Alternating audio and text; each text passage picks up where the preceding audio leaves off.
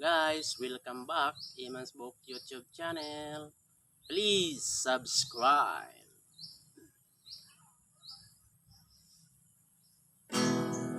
Nag-ilugay kami pagdonisyon. Taas ang pila, mura og eleksyon. Kay ang ilang sulti pobre padatuon.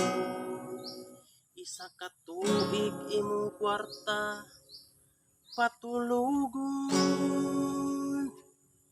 Ani-ana ang mga taga-probinsya, milugsong sa syudad kay mupiin daw sila.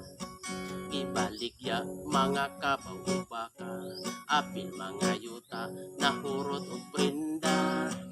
Kay sa bukid labihan daw inita, haguhan trabaho, gamay ra o kwarta. Busa mag-antos na lang daw og pila sa mga investment nga perteng dagana. Inay babae nagsayaw-sayaw pa, kay ang iyang kwarta sa Regina Piina. Paabuton duha lang ka semana, ang iyang kwarta kasi na daw dagana.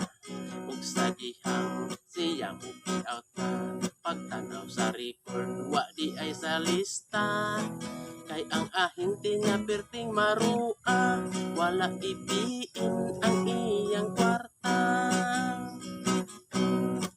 Antod nagkadlawon, buntag na lang in town, ang mga tao nagpabot hapon.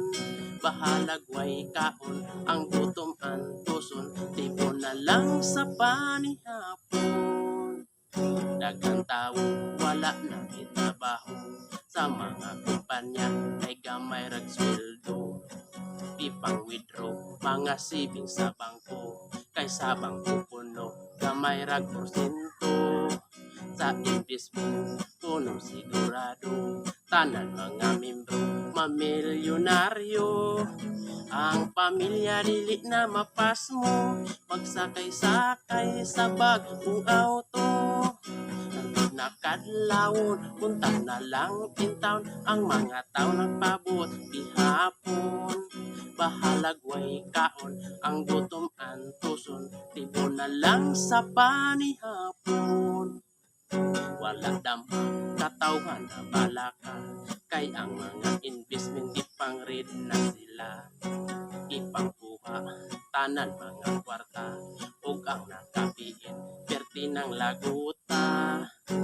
Asawa labihan na laguta, wala di padulong ang iyang bana.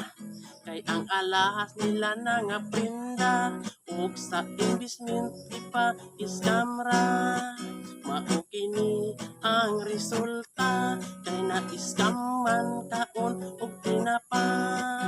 Investment nga gikaguptan mga politiko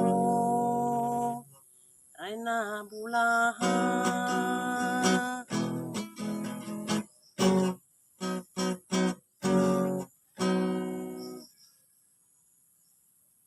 Thanks for watching.